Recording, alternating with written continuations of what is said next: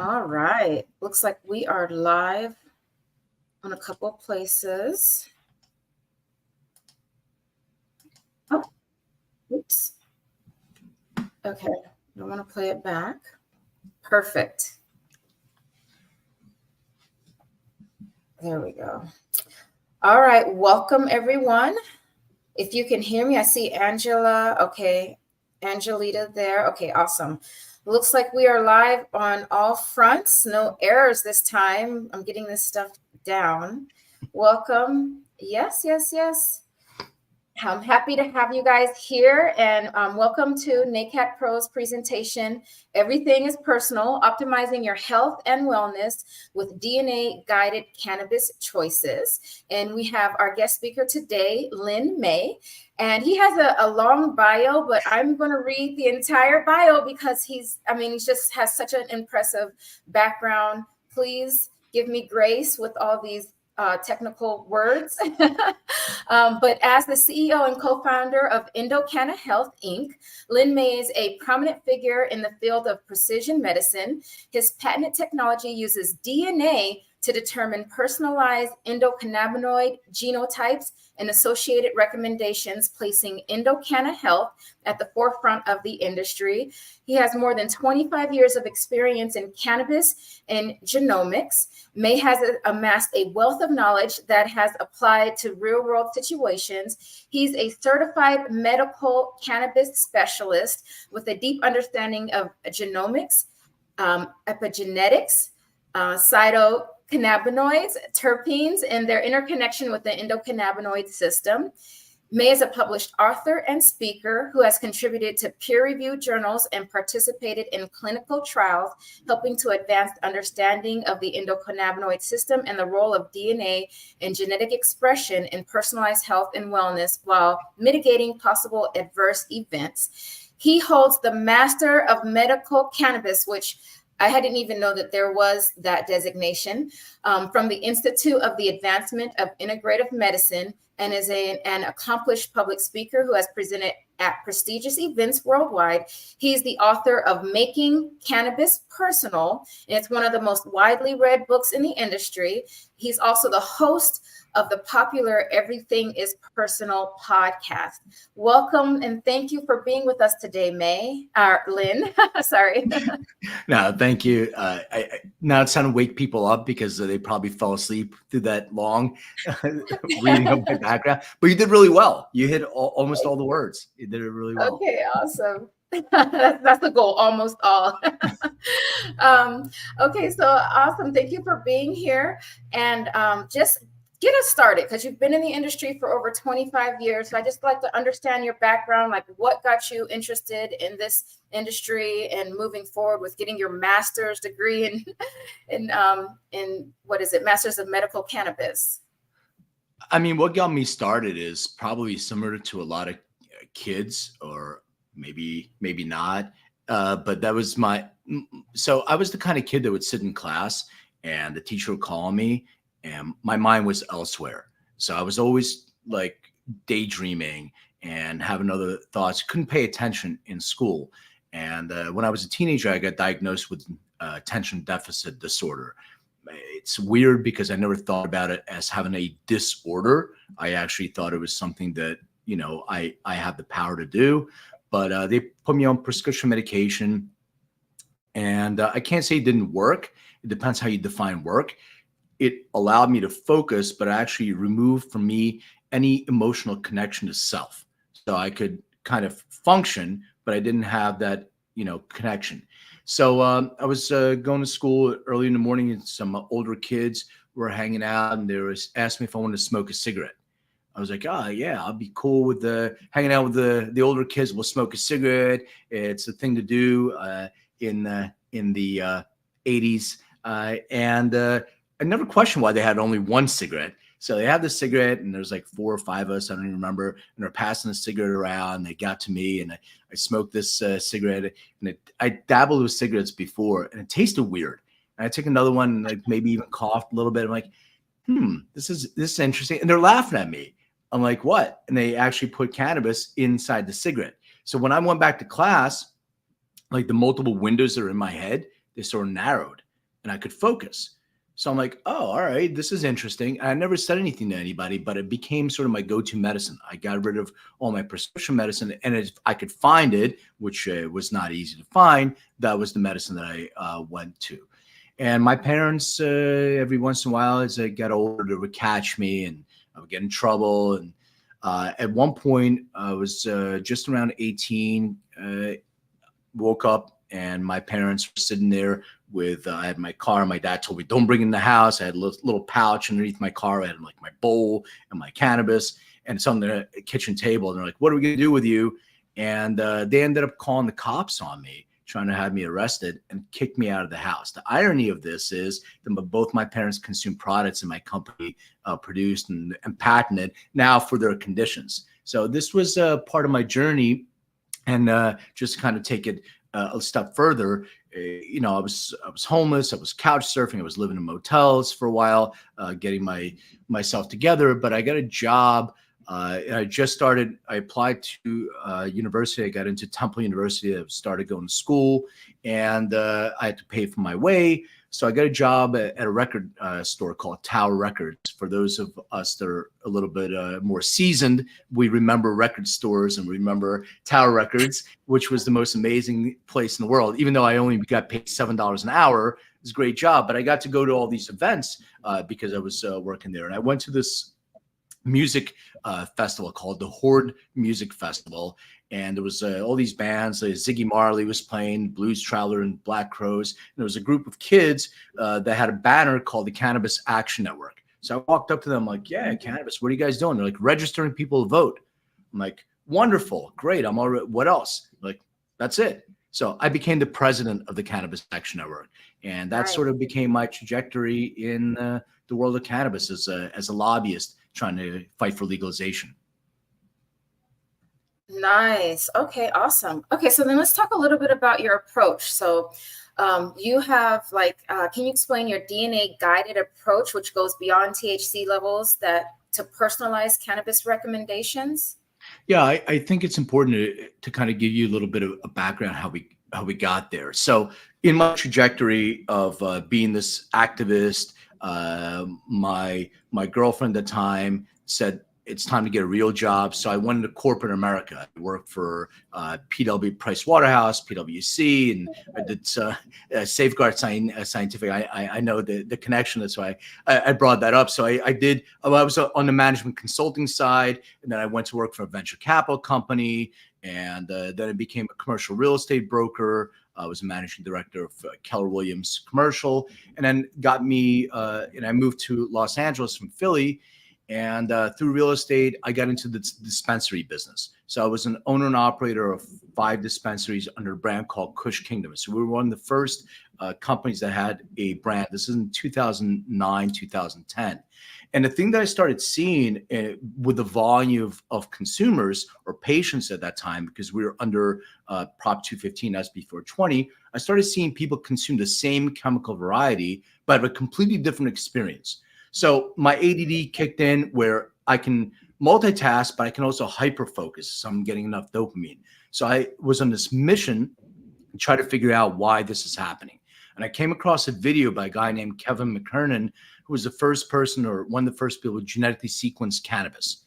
And anyway, long story, a little bit longer. I went to work with the company called Medicinal Genomics. My job was to go around the country, get plant material from different cultivators, bring it back to my lab, extract the DNA, sequence it. So we started the first library of chemovars and cultivars, and it was called Cannapedia, and put in a blockchain. So we know I got 5 samples of something called Blue Dream.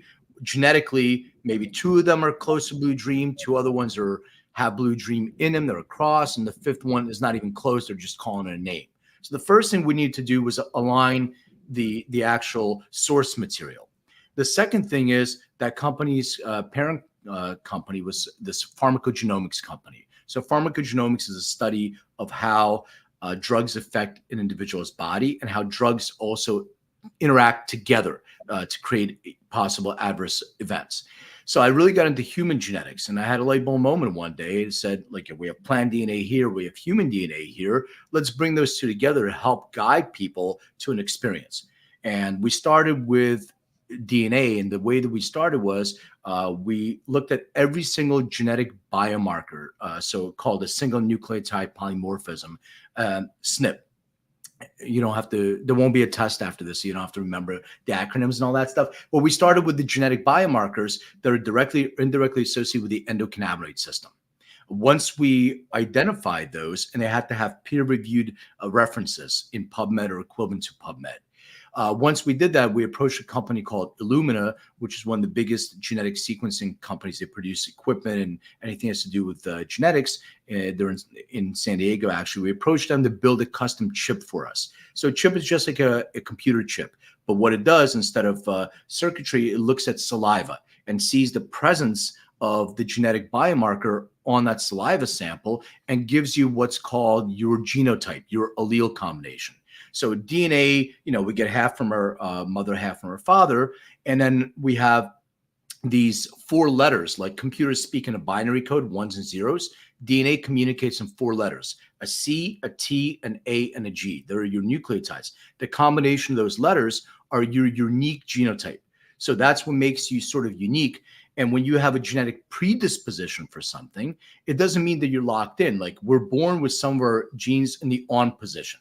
So our hair color, eye color, skin color, all these things are already in the on position. But other things that we're predisposed to, we can actually control with our lifestyle. So meaning the food that we put in our bodies, the exposure to heavy metals and pesticides, the other products that we put in our bodies, sort of phytocannabinoids as well. They can actually turn things on or off. So if we have a blueprint, our own genetic blueprint, think of it as sort of our personalized GPS unit. You can drive from LA to Philly without a GPS. You're going to hit some potholes on the road, and you may, run into traffic jams. So this is your personal GPS to know where your own potholes are in your road and how to avoid those. So when we met with the FDA in 2018, they asked us, what is the purpose of your test? And we said to help people either mitigate or avoid a possible adverse event. And they said, great, that's exactly what we want. So it's not about finding the ultimate cannabis to get you high. It's looking at different genetic predispositions that you may have, looking at possible adverse events, looking at drug-to-drug interaction if you're taking supplements or other medication, looking at dosing based on metabolic function, and then trying to match the ratio of cannabinoids and terpenes and all the different products to your genetic makeup so you can have a more personalized experience. And with a feedback loop on efficacy, how's that working for the individual? We also have a patent on a machine learning algorithm where AI starts learning and saying, you know what? There's 100 people similar to Naomi that took this protocol and showed efficacy. So this is what's being suggested for you as well. So it's a really learning kind of system, but it starts with your DNA. So what types of, what are some examples of things that you have been able to learn by taking somebody's saliva and then about their health and being able to try to treat what conditions? Treat is interesting because one of the things is the FDA said there's 2 things we can't do. We can't make any claims, and we can't talk about a disease. Now, a doctor that uses our test, they can use it for whatever purposes they want. But what we look at is about 700,000 genetic biomarkers that are associated with the endocannabinoid system. So to give you an example, let's say somebody is prone to stress reactivity or anxiety, and they may also have a marker for PTSD and maybe slow rate of fear extinction. So these are your genetic markers. Now, looking at somebody's genotype, I can tell that probably this person doesn't do well with higher amounts of THC. They're the kind of people that say, cannabis makes me anxious and creates some feeling of stress and anxiety for me. So I can see that from the genotype. But here's a combination where it's a real life example of something can happen.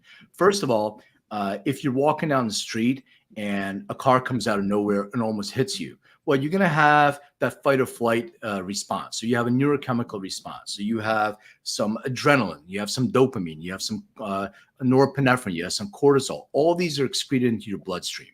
Now, in a person that has a a genetic predisposition that doesn't include this predisposition to anxiety, two things happen. There's a reuptake of those neurochemicals, so your body takes those back up, and there's a release of new neurochemicals to get you back to balance or homeostasis, which is part of the endocannabinoid system. So your brain will release anandamide, which is our endogenous endocannabinoid, that and also 2-AG.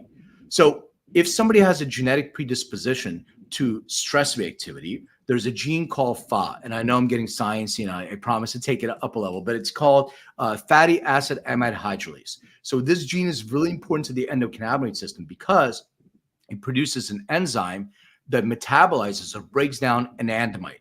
And anandamide, remember, that's our bliss hormone. That's the one that's released when we consume THC. It binds to your CB1 receptor and it squirts more anandamide. That's what gives us that euphoric feeling when we consume THC. So if a person has this genotype for FA, they break down more anandamide than the average person. So that cortisol level stays longer in your bloodstream. And what can happen is your immune system, first of all, you can lower your pH level. Your immune system can overreact to that. So you can have an overreactive immune response, which will feel as inflammation. So people are saying, oh, my joints hurt, my ankles, my knees, my neck, my back, anything that's moving, it hurts. Why does it hurt? Well, it could be from that extra level of stress. So your cortisol is staying in your bloodstream and it's creating that response. Also, if you have predispositions to gut health issues like IBD, etc., it can turn that switch on and trigger that expression as well. Now, the good news is that you can take some cannabinoid, phytocannabinoids, THC, it'll bind to your CB1 receptor and release more anandamide. The not so good news is that THC has a very narrow therapeutic window. So if you take a little bit too much THC for that individual, it does the opposite. It'll trigger that stress reactivity, make somebody feel anxious, and they have a predisposition to PTSD. It could actually circle back and say, oh shit, this happened to me 6 months ago and I had a really bad experience. In addition to that, it'll look at your metabolic function, say, all right, well, this person is also a poor metabolizer of THC. So they're taking an edible. The edible will hit, it'll take longer to hit. It'll be a much more intense experience and it'll last longer. So for us to be able to understand the genetic predisposition, we can guide somebody to say, you know what, maybe you're better off with a 1-to-1 ratio of THC to CBD. In addition to that, we're looking at terpene profiles that may be more calming. So something like linalool that's been shown in studies to help lessen the anxiety that may be provoked by THC, which is an essential oil that cannabis produces, and maybe beta-caryophyllene that has an affinity for the CB2 receptor, which is where CBD mostly has its impact to help regulate immune response. So it'll help to reduce that inflammation. So maybe that's your secret sauce. And now when we see that, we can go out and find products that are more balanced with linalool and beta-caryophyllene as your primary and secondary terpene profile. And that's how it works. Wow. Okay. So tell me a little bit about what exactly is your company? Is it a pharmacy? Is it a technology company? What is it that you guys are doing?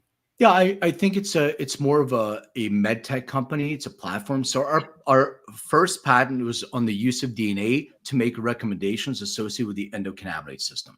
So it is a platform and a way to be able to collect DNA information. So the way that it works is it's a kit very similar to like 23andMe or Ancestry.com or anything like that.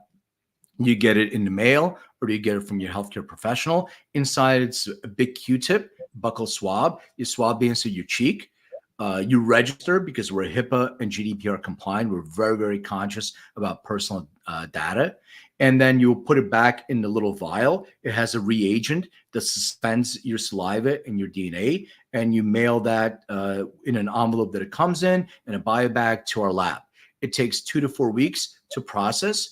And then you'll get a notification. You would log into your portal and you would get your DNA results. And then from there, if you need to speak to a healthcare professional about a condition, we can facilitate that as well. The second thing is, if you've already taken a DNA test, like a 23andMe or an Ancestry, you don't have to swab. You can take your raw data, upload it to our portal. We'll interpret that and provide you a report that same day. So we are a medtech biotech company. where we're focusing on precision wellness. So the endocannabinoid test is just one of the things that we test. We look at, we have tests for female hormone health. We have a menopause biotype that looks at predispositions to early menopause and conditions related to menopause, hot flashes, etc. We have a male hormone test. We have a nutrigenomic test to look at your nutrient and minerals and vitamins and make suggestions on how to supplement for that. We have a mental health test. So we're at the end of the day, I guess we're a data company, because the way that we bookend the experience is to respond back how certain things are working for individuals based on their genetic and epigenetic expression. And then we use machine learning and AI to start making those predictive inferences. So that's pretty much how I would categorize us. Got it. And so when you were talking about how you have it's specialized medicine based on you and your genotype, so is it almost like how you go to a compounding lab and they would create a drug for you? So once we get these tests back, we take it to a pharmacy, or do we take it to the dispensary? No, I How do mean, you? it's a great question. I mean, so you're absolutely correct. And the industry itself needs to catch up and mature, because, you go to a doctor, the doctor tells you, hey, take 2 of these. Well, why am I taking 2? Why am I not taking 4? Why am I not taking 1? So for example, I'm an ultra rapid metabolizer of CBD. So I'm the type of person, I don't know if you have people in your life, or or maybe it's yourself or somebody that says, CBD doesn't really work for me. I tried it. It doesn't really do anything for me. Well, how much did you try? Well, I took the dropper full that's on the packaging. Tell me, take a dropper full. This is how much I should take, a milligram, whatever it is. Well, being an ultra rapid metabolizer, if I take that amount, it doesn't do anything. I metabolize it quickly, and I create expensive urine. I pee it out. So it's gone. And so I need to take 2 to 3 times more than what the suggested ratio is. And that is how I'm honing in on exactly what the amount is. Now, the challenge in our industry is, and when I go to a compounding pharmacy, like you said, they know exactly, they can create an exact match for my protocol. So if I have a nutrigenomic report that says I need iron, magnesium, vitamin C, vitamin D, they can make a multivitamin and know exactly how to do it. Now, in the cannabis industry, that consistency is what the challenge is. And I can look at the C of A, like the test results from a product, and I can only make a suggestion or recommendation based on that test result. The challenge is, when I'm looking for that one-to-one with linalool and beta-caryophyllene, if I'm looking for a strain, for instance, well, we create these names for these strains that don't mean anything. So you have to look at the test results. And now we're looking at the test results and we're matching it. So my product may be available in Los Angeles, but in Las Vegas, it may not be available, or one dispensary to another. So at one point, we need to create a standard and regulations on consistency of testing and consistency of product. Think about it as sort of a supplement. If I go to my vitamin shop and I get my multivitamin, I'm going to get it consistently in LA and Vegas. So as an industry, we need to do that. But what we do is we give you a suggestion, your ratio of cannabinoids and terpenes, and then we try to match that based on the test results from a C of A. So when you go to your dispensary, you can see on your screen, or you can see in the dispensary, these are the products that better align with me. So that's how we get the product suggestions as well. Okay, so because personally, I'm not a consumer of cannabis, because it doesn't matter, and maybe I just don't understand my body, but it just makes me sleepy. Like, I feel like I've taken a cold medicine and I'm out cold for like 12 hours. And it doesn't matter if it's a sativa. It doesn't even matter if it's just CBD, like a CBD drink. I'm out. So I'm wondering, maybe I should get tested. Have you ever come across that? And is there a way to? Okay. We'll definitely do your DNA test, and we'll have a follow-up show. We can go over your results if you're open to sharing. But these are exactly so one of the reasons why I even thought about this, I had a person who was working with me in the dispensary, and he wanted to consume some cannabis. And I said, yeah, I mean, we have some, and at that time, I didn't really know sativa indica that really didn't exist anymore, but we have some sativa dominant hybrid. He's like, no, that stuff puts me to sleep. I'm like, no, it's sativa. What do you mean? He goes, no, that puts me to sleep. I'm like, well, indica is the one that's supposed to put you to sleep, not for me. So I'm like, that's interesting. So you have a personal experience that's different from what I'm used to. So everybody's an individual, and the way that cannabis affects you may be different than other people. But it's not only cannabis, it's the components of what you're consuming. It's the method of consumption that you're consuming. So let's say maybe what you have been consuming is high in things like myrcene and terpenoline, which are sedative terpenes. So as you're consuming, maybe it's helping, putting you to sleep and triggering that expression. In addition to that, method of consumption. So maybe you're a slower metabolizer and it's affecting you in that way. So we have to take a look at all those things to get a really personalized experience. But that's why, people, when they say, I don't really consume cannabis because it makes me feel this way. And I'm saying, well, what have you consumed? What kind of cannabis? Like, well, what do you mean cannabis? Well, no, it's different. This is why we want to put things in our bodies that are specific to us. And we have a blanket statement about this is cannabis. It's not. It's the components. There's over 400 different components in the plant. The combination of those components, the genetics of the plant matching with your genetics, it's really complicated. So we have to make sure that we're getting the right things that are more aligned for us. Okay, one more question. Do you know what part of the plant gives you the munchies and how to avoid that part? Do you know why you get the munchies with cannabis? So you get the munchies because you have, so what happens is you have this euphoria that is created by anandamide that is secreted. So what happens is the word ananda means bliss in Sanskrit. This is your bliss hormone or molecule. When you have the runner's high, you're releasing dopamine and you're releasing anandamide. So this is endogenous to us. This is what happens. Now, when you have this feeling of euphoria, there is a signaling from your brain through the vagus nerve, which goes from our brain, central nervous system, all the way to our gut, and signals the production of ghrelin. Ghrelin is a chemical that makes us feel hungry, but it's not hunger. It's satiated.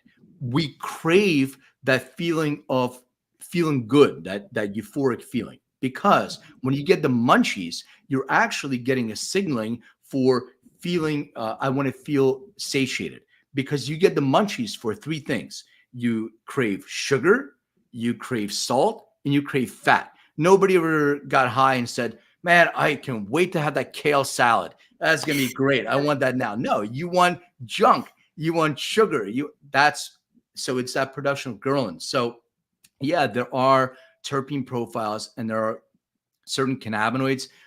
There are studies going on THCV and some other phytocannabinoids that actually block that signaling for the ghrelin production. So if you're able to find, that ratio, which will be aligned with you, maybe you can limit that craving for that feeling of, sugar, fat, and salt that we get.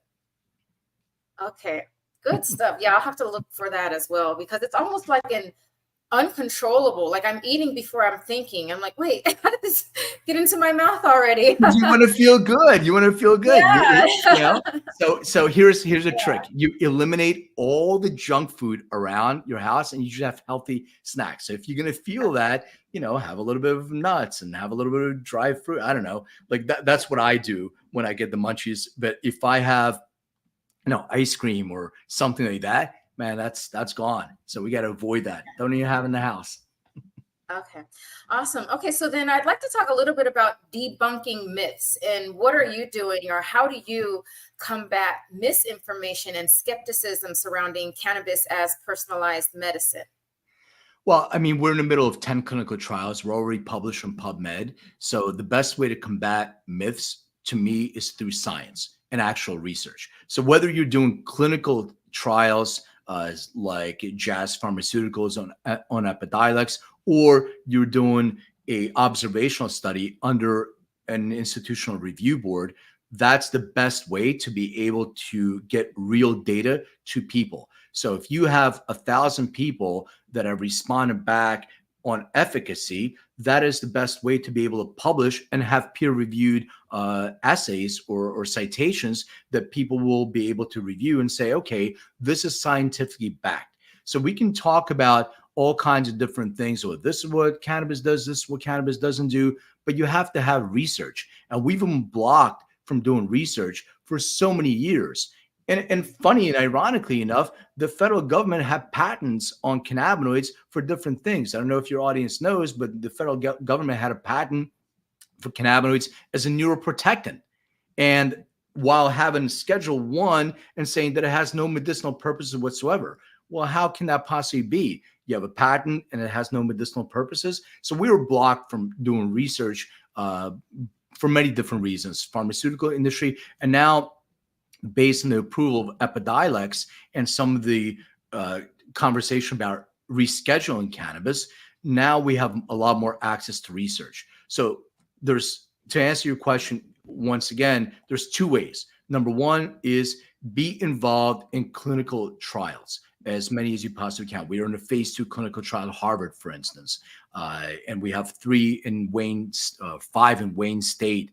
We have 3 more in Chum in Montreal. So getting that research is really important. The second thing is feedback, and it's about looking at what are you putting in your body. First, you should know what you're putting in your body. Second of all, how is it affecting an individual? What's their feedback? And then getting all that data and being able to analyze that data and start making some predictive inference suggestions for people based on that. So yes, if there's if something is happening, somebody's reporting an adverse event, like there's something called cannabinoid hyperemesis syndrome. It's been reported many times where people take too much THC and have nausea and stomach issues, and people ended up in emergency rooms for that. Well, we did a research study on that and published that on PubMed and saw that there is a combination of 4 or 5 different genes that are associated with that. So you have to have a perfect storm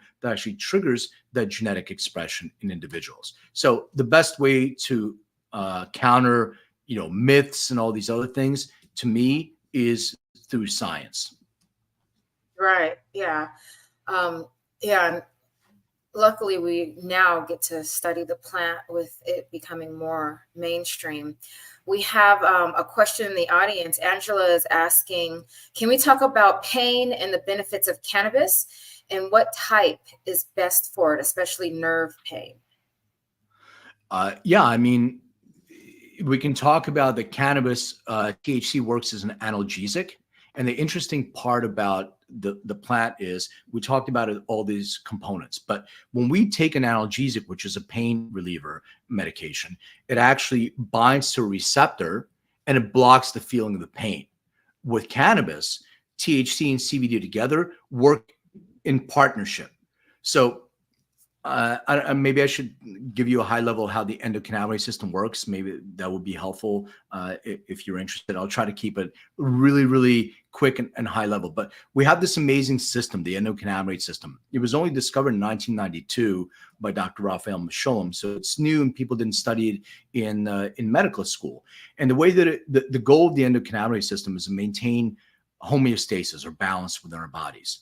And the way that we do that is by releasing endogenous, means we produce them ourselves, endogenous endocannabinoids. So the 2 that I mentioned before are anandamide and 2-AG. So when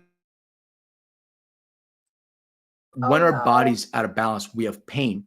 There's two things that happen. Do you still have me? Yeah, it froze a little bit, yes? But you came back. Yes. Okay. There's 2 things that happen. There's a signal of pain through your nervous system, and then there's also the root cause of the pain. So when we have an imbalance, there's a signal that is sent up our central nervous system, and then our brain releases those endogenous endocannabinoids. So the way drugs work in general, like I'm going to mention cocaine as an example. So it's a ligand. When we consume cocaine, it binds to our dopamine receptor and squirts a bunch of dopamine and blocks the reuptake of that. So you're getting a bunch of dopamine, and then your brain says, oh, I can conserve energy, not create dopamine. So I'm going to send the signal, give me more dopamine. Well, what's giving me the dopamine? It's the cocaine. So it's not the dependence on the cocaine. It's the addiction to the dopamine that is being squirted by the cocaine that I'm consuming. Well, cannabis works in this way. Same exact thing, where THC binds to your CB1 receptors, which are mostly located in your central nervous system in your brain.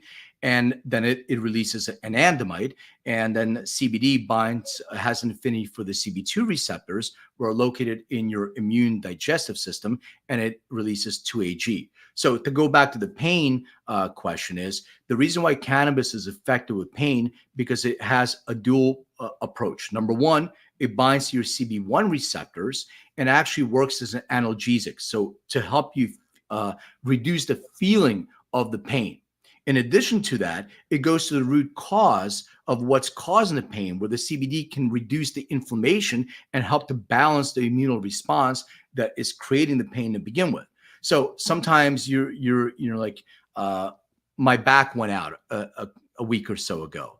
Well, if I'm going to a doctor, they're going to say, okay, let me give you an injection in your back. So I'll get a steroid or something else that's going in my back. Okay, well, but what's the root cause of that? Well, the root cause of that may be inflammation, maybe stress or something else. So if I'm consuming the plant itself, it's actually working on reducing that feeling of the pain by going to the root source, what's causing the pain. So the combination of cannabinoids and terpenes will help to reduce the root cause and the feeling of the pain. And the terpenes, I mentioned beta-caryophyllene, it actually works in conjunction with CBD to help reduce that inflammation, which will cause the feeling of pain. So everybody's pain is different, but when you find what the root cause of that is, cannabis is a great tool to be able to use in that. Okay, so it looked like the audience was looking for a specific recommendation, but it sounds like it depends on what the pain is, because Susie's asking, do you have any input for the use of RSO for pain? Yeah, I mean, well, once again, so RSO is a very highly concentrated THC oil. So Rick Simpson, it stands for Rick Simpson oil. Rick Simpson actually made batches of oil using a proprietary heavy indica dominated chemical variety, and he would extract that through a specific process and create the oil for that.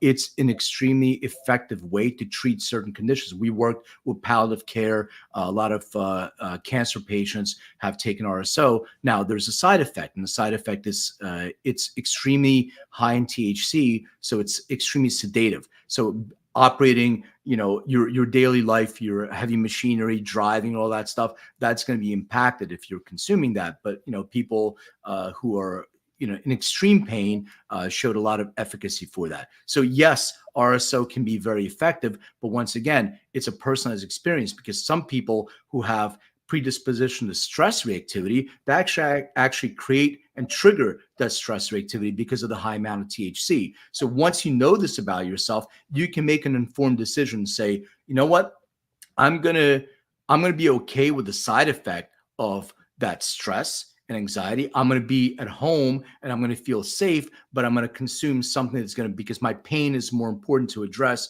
than the anxiety that may be caused as an adverse effect from that. So making a blanket statement about cannabis and pain, yes, in studies, cannabis has been extremely effective.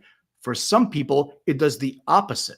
So if you're taking a certain type of cannabinoid ratio, it can actually hyper focus people on that pain and accentuate the pain even more. So it is an extremely personalized experience. Okay.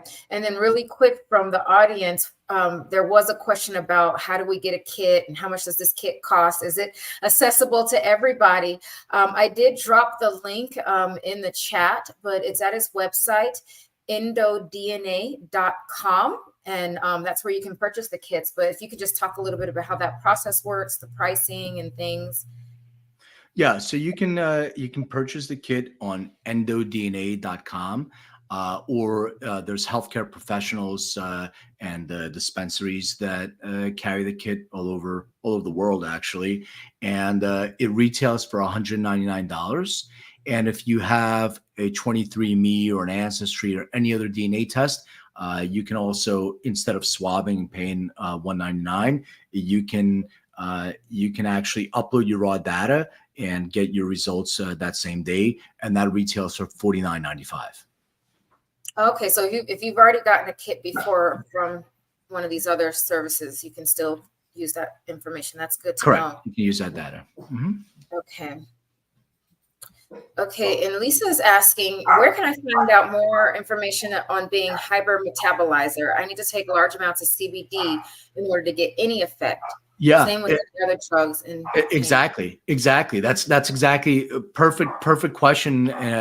Perfect answer for that is we all metabolize differently. So let me give you sort of an example of what I mean. There's a series of genes called cytochrome P450. So CYP 450. And that series of genes produces an enzyme that'll help us metabolize different things. So there's one for lactose. There's one for gluten. That's where people have sensitivities to that. There's specific ones for cannabinoids. So there's CYP2C9 for THC. There's CYP2C19 for CBD. Once again, we're not going to ask people to repeat back the genotype, but this is why it's really important. People that actually have a predisposition to being a rapid metabolizer like me, I'm an ultra rapid metabolizer of CBD.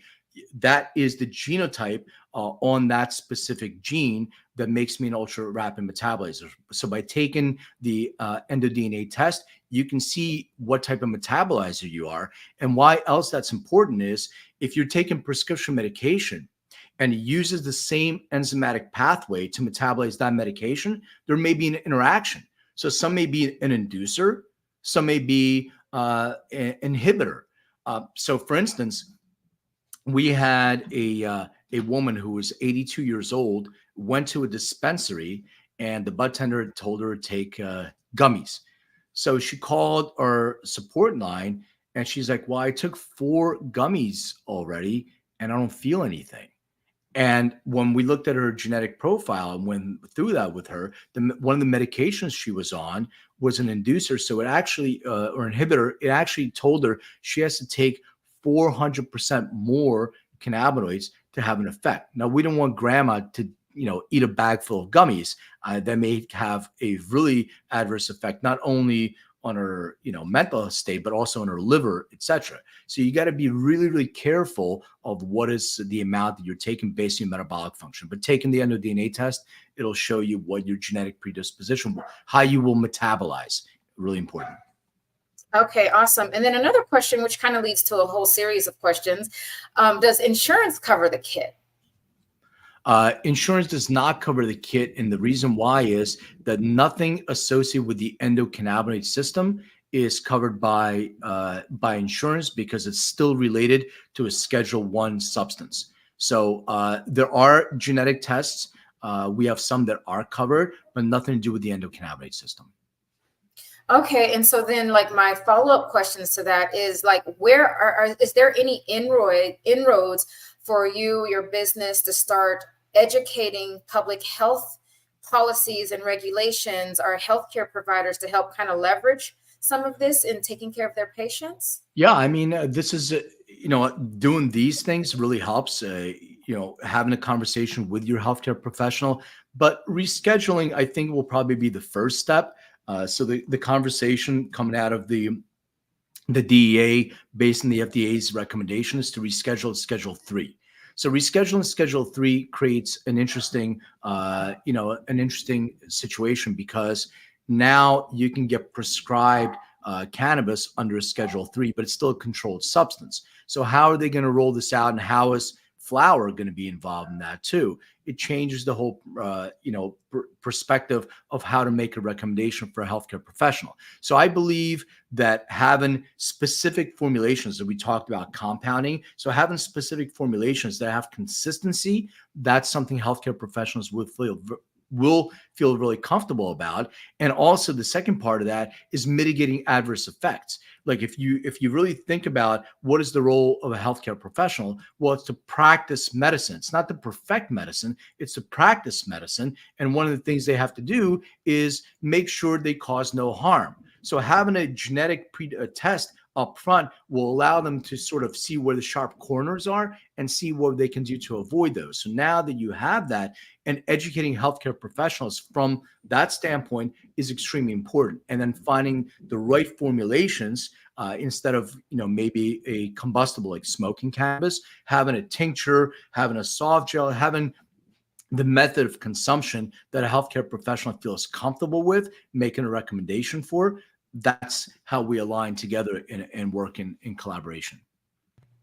Now, does your organization partner with specific healthcare professionals? So if I were to get this DNA test and I want a doctor who understands the results of this and is able to really work with me? Yeah, we partner with the healthcare professionals all over the world. We actually are primarily a business-to-business company. So we have 3 different products that we provide to healthcare professionals, and our number one customer is a healthcare professional or a maybe somebody who owns a dispensary as well. But for the most part, it's healthcare professionals. So we offer 3 services. Number one, we call Lab in the Box. So this is where, Dr. Smith can order their own DNA tests. We get them into the DNA testing business. It's with their own brand, their own version of the portal, just like any other blood test or any other test that you get. It'll be in their electronic health record system. And now they're in the DNA space. So that's part one. The second thing we do is our interpretation services, which is now that you have your saliva, you have your DNA, and you want to do a report on your female hormone health or some of that, you can actually press a button and create a report on the fly. The healthcare professional can. So we partner with healthcare professionals all over the world to do that. And the third one is the interactive treatment plan. And that's used with healthcare professionals and AI, where we can give you a protocol that is more aligned to the individual. So you can have, your hormone optimization, you can have your personal supplements, you can have your phytocannabinoid there as well. And there's doctors all over the world. You just contact us and we'll make a recommendation of a healthcare professional or a clinic that may be closest to you. And we can also do it through telehealth. Got it. Okay. And then Angela's asking, it sounds like she may have had a DNA test, but it was for a specific condition. Can those results also be used? It depends on the DNA test. So we're only as good as the data that is collected from the individual DNA test. So if they're collecting, I talked about SNPs before, single nucleotide polymorphisms. If they're collecting certain genetic biomarkers that are in our array, we can interpret them and provide you a report. Like 23, like Ancestry.com, Ancestry looks at your ancestral heritage, but they use a lot of the genetic biomarkers that are in the endocannabinoid system. So we can actually report on those as well. So the interpretation of that data is part of the service. If they're covering those biomarkers, we can interpret them and provide a report. Okay, awesome. All right. And so then what is your vision for the future now that we're approaching maybe rescheduling? What is your vision for the future of everything is personal in the role of cannabis in holistic health? I mean, my vision is precision wellness. I've always believed in this. Like when I was a kid, my grandfather, I immigrated here when I was to the U.S. when I was 7 years old from Lithuania. My grandfather, in the first year of us being in the United States, had a stroke. He was a giant of a man, like 6'3", 200 some pounds, really. And then I saw him, not being able to walk, not being able to talk, and he proceeded to have strokes. And I'll never forget my my mom and my grandmother sitting on a kitchen table with doctors in weeks, saying, change the medication. This medication is interacting with this medication. It always scared me. And I always thought that these medications, the interaction between them, maybe was causing or triggering these effects in my grandfather. So in my life, I always was concerned about, well, why are you telling me to take something that Naomi would take?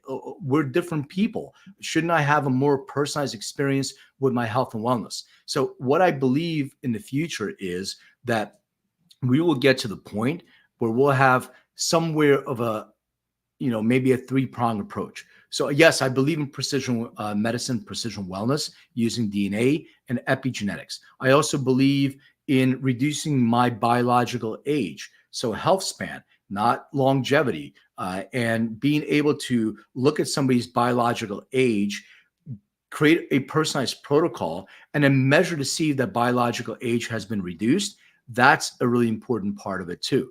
But with rescheduling, you can have a dual approach. Number one, you have big pharma. So the way big pharma is going to operate is they're going to create clinical trials, something similar to Jazz Pharmaceutical did with Epidiolex, for specific diseases. So it's going to go through 3 phases of clinical trials, and there will be a medicine that is produced from that for a specific disease or condition. Long term, but that's the way, pharmaceutical industry is going to get involved with it. Number 2, we may have something that's more similar to a supplement. So it may be a lower amount of THC, whatever they decide that will be, but there will be consistency because testing is going to be regulated on a federal level. So we're not going to be able to fudge, who's got less THC, more THC. The product will be consistent. The only way we get out of the dark ages is to have regulations. I'm not the biggest fan of regulations, but they're a must. In order to have safety and efficacy, you have to have consistency. In order to do that, you have to have regulations in place. And then the third part of that will probably be, what do we do with the dispensaries that are available today? What do we do with flower? And I look at it probably as craft breweries. There'll still be states will decide their own legislation and how they're going to be able to have the distribution of cannabis, whether it will be through a dispensary or whether it'll be like the Georgia proposed model, which cannabis will be distributed through pharmacies in a certain fixed amount. So we don't know how that's going to end up. But I believe, there's already a path to get rid of get rid of prohibition altogether. We did this with alcohol, and then the states decided with federal oversight. But Schedule 3 is a good step forward, but it's not the ultimate step or where we need to be. Okay, awesome. And I think you may have touched on this, but Desiree is asking, do you have a program that CBD or dispensaries can partner for your services to help customize treatments? Are they even allowed to do that if they're not a doctor? They're not allowed to do that, but they're allowed to compound, like when we were talking earlier. So if you have a genetic predisposition to something and you have your results of your DNA test and your ratio of cannabinoids and terpenes, you can go to a dispensary and see if they have that product available. Now, there are manufacturers in different states and states to state. There are manufacturers who can actually create specific formulations, specific ratios. There's, there are machines to do that as well that I've seen. But yes, you can get specific ratios, cannabinoid and terpenes, but it's based on the specific dispensaries themselves. Okay, so then the programs, are they with the dispensaries? Or are they with the actual manufacturers?